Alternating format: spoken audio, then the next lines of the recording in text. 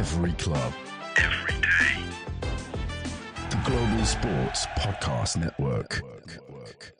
Hello, United fans, and welcome to episode 110 of Daily Man United. My name is Cormac, and today I'm joined by Tam. Tam, another loss for United, 1-0 to Spurs away. Just another defeat. Seems like same old, same old. What was your thoughts on the match? The game felt very flat for me, Cormac. Honestly, I could have predicted it. I didn't think there was going to be that many goals in there anyway. I thought it was just going to be a really sloppy performance from both teams, as we have seen all the way through the campaign. And given it's Spurs as well, and yet beaten 3 times this season by them now, with this really, really poor Spurs team. Yeah, I mean, it sums it up for me. No, absolutely. I mean, you said it 3 times losing the Spurs, and they've been having just as bad a season as we have. Going into the game, we were a spot above them. It was one really it kind of had to win, I think. And now we lose and we're down to 15th. I think they're up to 12th. So, it wasn't really a great performance. Do you think, though, the 1-0 scoreline was fair? Because United did have chances. You think could have maybe got out at definitely a point or something, or even 3? I thought we had our chances. It's not like we had many, but we definitely had enough chances to get that equaliser, but it just happened to not to be. But we can't really complain because attacking-wise, we've been quite sloppy, and defensive-wise, we've been quite sloppy. And I was thinking about, do we play better in the middle of the park, or do we play better when we're pinging the balls in on the wing? I think we are better at putting balls in on the wing, but apart from Xerxes, no one's really been getting on the end of them. I don't really think there's one player in that Manchester United team who's had a decent performance. You could say a little bit about Højlund a little bit. I thought Højlund was somewhat okay, but I don't think he was clinical enough with his chances when he had them. Yeah, it's difficult to really give anything over 5 out of 10 for any Manchester United player today on the back of what we've seen over the course of 90 minutes. Yeah, I mean, there was not much going on. I think, to be fair, I thought Xerxes actually had a decent game. I thought he showed some spells of looked like a real baller at times in that kind of 10 role. And I mean, I guess we'll get into it now. He's playing there because we lost Ahmad recently. Obviously a massive loss, being our best player all season, really. But to lose him, and then along with Kobbie Mainoo for 4 weeks, and then even we were missing Ugarte and Collier. I'm not sure what happened this week, but players are just dropping like flies. But yeah, how important, he's an important player, but how big of a loss is that going to be, losing Ahmad? Well, especially when you got the Europa League on the horizon, when United are going to need him the most. That's a body blow. And now who's going to stand up and be counted? Who's going to, stand out from the crowd out of all these? It could even take one of the teenagers off the bench to really rescue it for United, because how else are United going to be able to rescue it? I mean, have we got anything to lose now at this stage, now that we've got nearly half of the team, half of the first team really miss him through injury, either out on loan as well? And I would be tempted now to just say, well, if we're going to play as we have been doing, why not give one of the teenagers off the bench a chance? Yeah, I mean, and he brought Cheeto Obi Martin on for 3 minutes at the end. It was the only change, and I was surprised at that because I felt like looking at players like Bruno in the middle, they were doing a lot of running, and a few of the players looked tired. Casemiro's first start, and I don't know how long. He played 90 minutes. So yeah, it was interesting. He didn't really bring on or give the youngsters much more of a chance. But yeah, I mean, going back to Ahmad, losing him, and then we got rid of Anthony and Rashford. No recruitment in January, bringing in attackers, and now you're left with Garnacho really being the only winger at the club. I mean, just that window, it seemed like we needed to bring players in and just didn't. And now you've just kind of said to the manager, well, you're going to have to make do with, these youngsters. And for me, anyway, I just think that it was handled completely wrong for Ineos. But given, Ahmad out, would you take Anthony or Rashford back if we could? You probably could, but it's just whether fans would be on board with it. It's just like, well, Rashford's been on the bench all this time. If you're going to just bench him all this time, you may as well just send him out on loan. And people just say the same thing with Anthony, because Anthony had been woeful at United throughout this season before he went out on loan at Real Betis, and now he's come up with the goods over there.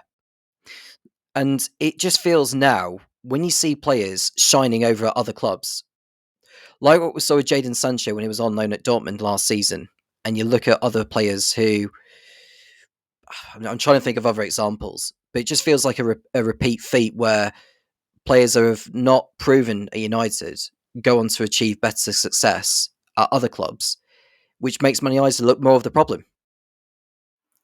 Yeah, I mean, you've hit the nail on the head there. I mean, we've seen it so often. Players, I don't know if it's just a curse or something at Old Trafford, but yeah, I mean, players come to us, they're playing great before they come. We think they're going to be the answer, and then they just don't play well at all. We've seen it time and time again. Players like Di Maria, when we signed him, I thought he was going to save us, and then was brutal really, and then left for PSG, and he found form there again. I mean, yeah, I don't know what the issue is, but I mean, we just can't keep spending money on these big players and then not working out. It's just unacceptable, really. But yeah, I mean, back to the game anyway. Where did you think there was areas of improvement? You think, like, tactics wise, do you think Amareem kind of got it well today, or would you like to see change a few things up? Well, I was happy with the way the balls were being pinged out to the wings. I think Casemiro, on the offensive side of things, I thought was all right. I think he struggled to cope in the middle of the park when, I think it's Bergvall who plays in the middle for Spurs. I thought he really struggled to cope with him, and I think Casemiro was one of those who just struggled to keep hold of the ball whenever he needed to do. And I think that's been our problem all season, is that whenever we were in possession, it's like we have to play pretty basic football without having to show any form of quality in there. And that explains why United are where they are. They are where they are for a reason. You could almost put Spurs in that same equation. I don't think Spurs play that high quality style of football compared to the likes of City, Liverpool, Arsenal and all that. They're a million miles away from it, both Spurs and United. And I think United right now, they just need to come up with something a little bit more exquisite, a little bit sort of fast-paced type, where the moment you pass the ball to someone and they have it, it's then down to you to make that run over and provide that option to them. And even if you do become an option and they don't pass it to you, go and create a problem to the opposition, because that opens up more options for the player that has the ball at his feet to put the ball into the penalty area for someone to get ahead on it. Yeah, no, I agree. I mean, yeah, it just looks like we're lacking ideas and players don't really know what they're doing, on that front foot. Besides, when we're counter-attacking, I think they have a good idea, and that's when we look our strongest. But yeah, I mean, when we have teams pinned in the box, it doesn't really seem like there's much of a game plan at all. We said time and time again on this podcast. So yeah, I mean, hopefully Amareem can work things out. We're going to go for a quick break here, and then when we're back, we'll continue with a recap of the Spurs United game. Every club, every day. The Global Sports Podcast Network. Your body is unique, and Global Sports Podcast Network has partnered with Bioniq, the world's most personalised supplements. Bioniq provide 100% tailor-made supplements designed to deliver precisely what your body needs at exactly the right levels to optimise your health. No guessing. So click the link in the show notes. Use the code GSPN2025 for 40% off your first month's subscription. Bioniq. Don't settle for off-the-shelf solutions made for just anybody. Get what's right for you right now. Every club, every day. The Global Sports Podcast Network. Yeah, so obviously, Spurs had a great start to that match. I think they scored, in about 10 minutes. As a Bergvall shot, right, pushed over to Maddison came onto. Do you think Onana could have done a little bit better with the goal, or?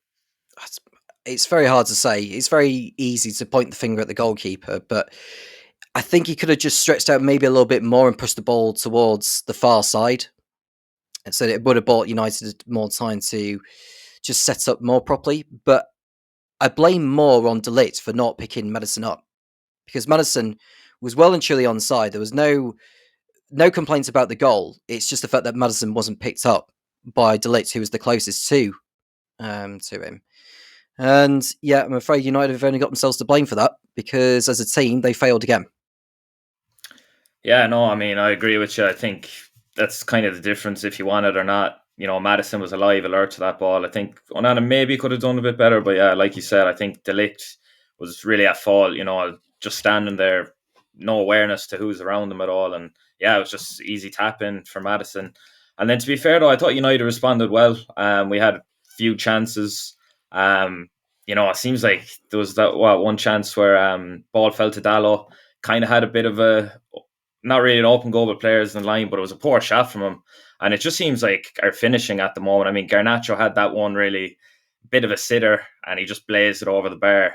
I feel like just the finishing at this moment, and we don't really have much other attackers, is just the thing that's killing us. Because I honestly thought if we had taken the chances we had, we probably had a little bit better chances, to be honest, I thought, than Spurs. We could have actually gone and won the game. But I mean, I feel like that's been, same old all season. We just can't finish. And Garnacho, I think Gary Neville was saying on commentary that he hasn't actually registered a goal or an assist in the Prem since Amareem took over. I mean, and he's our only real winger at the club. Yeah, for me, I don't know what you thought, but I think just the finishing is just a joke. Well, Garnacho, for me, has lost his standards. I mean, when he came on off the bench in the Leicester game, he was a bright spark. He was the bright spark that upped the urgency in the United attack. Today, he was the opposite. Whenever he had a chance, I mean, he had one chance before, which was brilliantly saved by Vicario. And then he had another one afterwards, which is the one that you're on about, where he just totally skies it. I don't know whether the ball was bobbling as he was controlling it, but it just blazed it over. I mean, there's no excuse for that, because he was it's not like it was a very tight angle for him to get the shot away on target. It just blazed it over into Rose Ed. Yeah, no, I mean, it seems like he just can't finish any chances at the moment, and we've seen how clinical and how he can bang them in, time and time again over the seasons. But yeah, I mean, it just doesn't seem to be going right for him at the moment. This was the full first start or full 90 minutes we've seen from Patrick Dorgu. Were you impressed by him? I know, kind of wasn't really a great day out for United, but individually, how did you think he done? I thought he'd done okay, but I think his crossing needs some work, because there were a couple of times where, whenever he was putting balls into the penalty area, it was just either going over the bar past Vicario and nowhere near United head. So defensively, I thought he did okay, although he had that scare, didn't he, where he tangled up with, can't remember who it was, when Onana threw the ball and it nearly hit Casemiro, and Dorgu had inadvertently collided with... I think it's Brennan Johnson, was it? Was it Brennan Johnson? Yeah, I believe it was, yeah. Yeah, so he was unfortunate with that one, was Dorgu, but that was Onana's fault for playing the ball, or throwing the ball to him when it was a dangerous one to do so. So I think Onana has to take some responsibility for that. But I think overall, Dorgu, I thought he actually played okay, but he needs to up his game still. Yeah, no, I agree. I thought he showed, positive signs, especially moving forward. He passing the ball out left, right, and then he's continuing on the run, looking for it back. So I think we've missed that down the sides. I thought going forward, he actually looked a good bit better than Dalot. But yeah, as you said, defensively, I think he could use a bit of work. And yeah, you brought up a good point with Onana, those balls. It wasn't just that time. I think I noticed another once or twice he was putting Dorgu in those positions with those throws. That was really, I thought Onana had an okay game, besides maybe the goal, doing a bit better. I thought the other area, his throws, I thought he was just putting our fullbacks under immense pressure. And yeah, you seen Dorgu had to take a yellow because of that. So yeah, I think that Onana could work on those things a bit. But yeah, I thought Dorgu overall, I thought it was good to see him get 90 minutes in. And yeah, he looked decent for me. So I want to touch on then going back to the youngsters on the bench. I think it was only Lindelof on the bench that was not a teenager. Bit of a joke, really. But how important, are they going to be now with all these injuries out? Do you think Amareem will trust them with a lot more minutes? Because it seems like, we could have used fresh legs tonight and he didn't play any of them, really.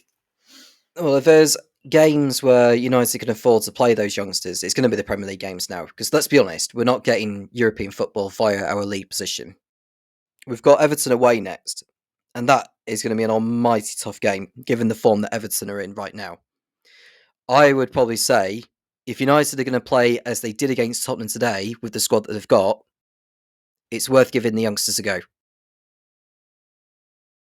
Yeah, 100%. I agree with you. I mean, I would have liked to seen, obviously it was good. Cheeto coming on. I think he's can be actual help for us. He's been banging in the goals underage, but I would have also liked to have seen Harry Mass play. He's been highly rated in the academy, and we kind of need fullbacks right now. Just Dallo and Dorgu really. I know Mazraoui can play right wing back, but I feel like he's a lot better centre back. So yeah, I mean, we'll see what goes on, but we've had a history of bringing up good players. Last few seasons we've had like Kobe Mainu come up. So I'm hoping there's some talents there and they can get meaningful minutes in this season and grow into possibly next season. But yeah, no, it's a shame that it's like what last year's season before, where just injuries everywhere, and yeah, the bench has just been filled with youth. Yeah, don't know what's going on, but injuries just seem to be taking over at the moment. All right, well, we're going to go for a second ad break, and when we're back, we'll be doing some player ratings. Every club, every day. The Global Sports Podcast Network. Here at Global Sports Podcast Network, we spend a lot of time selecting our delivery platform. Zencastr came out the clear winner. With 4K video recording from your phone and AI editing that automatically removes all those ums and ahs, it's super easy to start a podcast that sounds great and is delivered efficiently. If you're ready to tell your story, check out the link in the show description to learn more about Zencastr. Every club, every day. The Global Sports Podcast Network. So I'll get into some player ratings and I'll start with Onana. I'm interested. I know you said you probably wouldn't give more than a 5 to any of them, but we'll see if we can maybe be a bit more generous. So Onana, how do you think he done out of 10? I would say 4.5 out of 10 for me. Not entirely at fault for the goal, but there were times where I think that one way through towards Dorgu that got Dorgu booked was just tactically inept from him, and that's what very nearly cost us again. So for that reason, I think 4.5 out of 10 is a fair rating from me. Yeah, no, I agree with you. I think I give him a 5. He saved, the ones that needed to be saved, and besides the goal, maybe possibly doing a little bit better. It was just, his distribution seemed a bit off today. But yeah, no, I think 5 is a fair one. Going on to the centre back, starting with Maguire. Maguire, I thought was reasonably good. I thought he was content in the back line. I would give him a 5.5 out of 10. I think that's respectable. Mm-hmm. Yeah, no, I think I'm there with you. I think I give him a 6. I think out of the 3, I think he probably had the best game. Yeah, I think he, dealt with what needed to be done, and yeah, I mean, didn't do anything stand out, but I thought just had a solid game. Going over to Mazraoui then. Mazraoui didn't do a lot to impress me, in all honesty. So I think 5 is going to be my default rating. Yeah, no, I think I agree with you. 5 is perfect rating for him. Didn't really, have that much of an impact, and really didn't do much. So yeah, I think 5 is good. And then moving on to De Ligt, I have a feeling we might have a lower rating for him. Yeah, 4.5. I thought he was at fault for the goal of Madison, where he just didn't pick him up in the box when he needed to have done. He was focusing more on Bergvall getting the shot away first, and then not noticing that Madison was almost like right in front of him, really, when you think of it. So the fact he was totally oblivious of Madison's presence. I think you got to say he didn't deal with it as well as he needed to have done and should have done. So 4.5 out of 5, 4.5 out of 10 is my score for him. Yeah, no, I think I'll agree with you on that rating. Yeah, I mean, just that goal, that's if he's alert there on his feet, gets there first, it's 0-0 and different game, different result. So yeah, no, I agree with that rating. So moving on to the fullbacks, we'll start with Dallo. I get nervous with Dallo every single time I watch him. Mm-hmm. Certainly no more than a 5.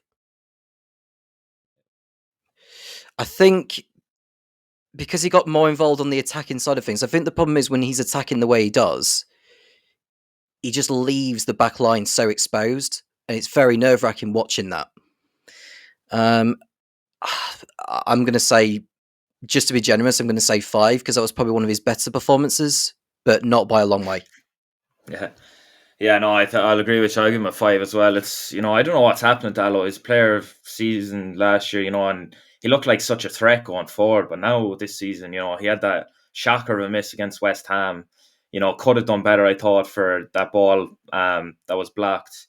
And yeah, I mean, I don't know, Dalot, he just doesn't seem like himself at all this year. And it's a shame because, he had such an impact last year. And I really thought he was, fitting into the shoes of that right wing back position. So yeah, no, I agree with you with a 5. Going to Dorgu. Dorgu, I'd give him a 5 as well.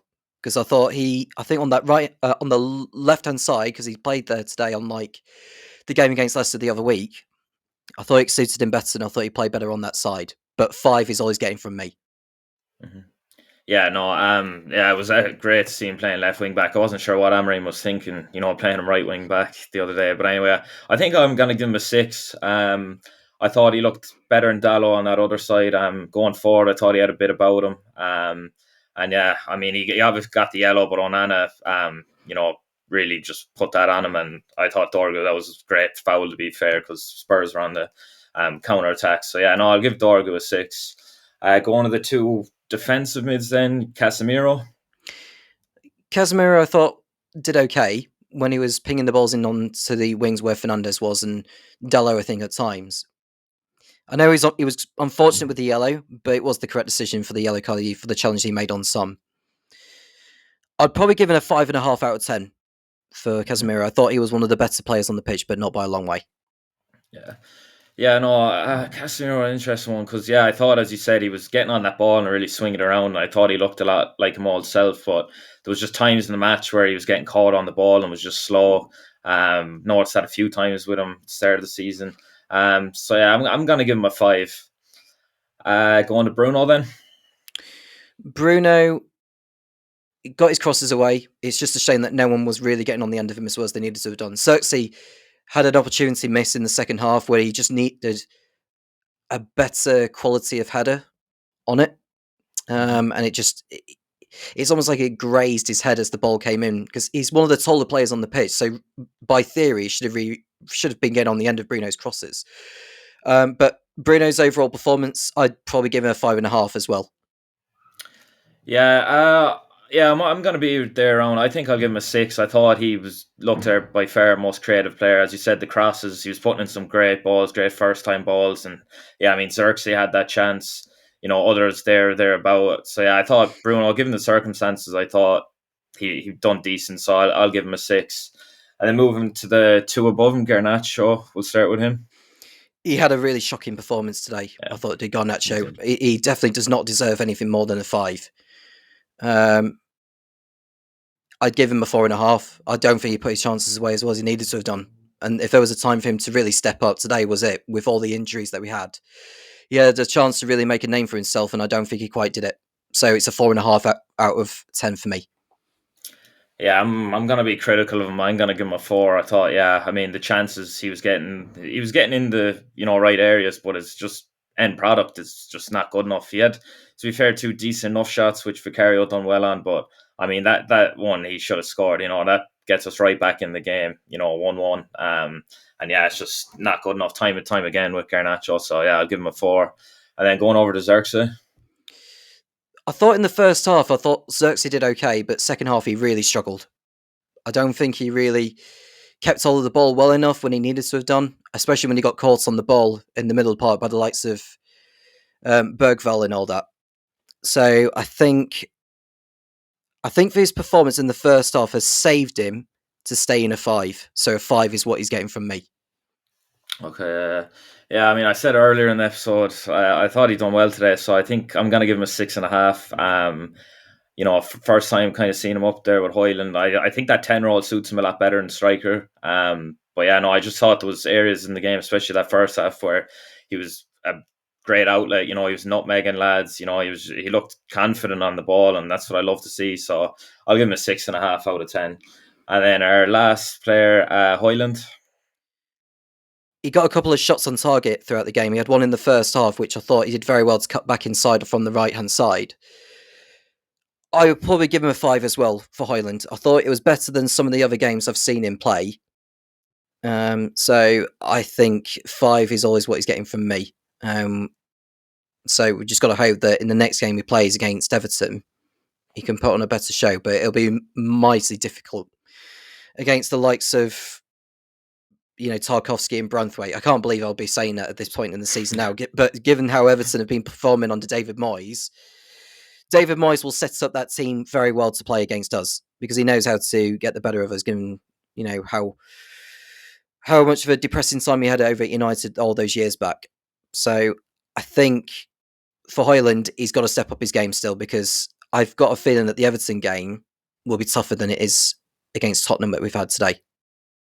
No, I agree with you. Everton have looked really good the last few games. So yeah, not ideal us going to their loss against Spurs right today. But yeah, back to Højlund. I mean, yeah, I feel like he looked a bit more lively, I think, than the last few games. I'll give him a 5 as well.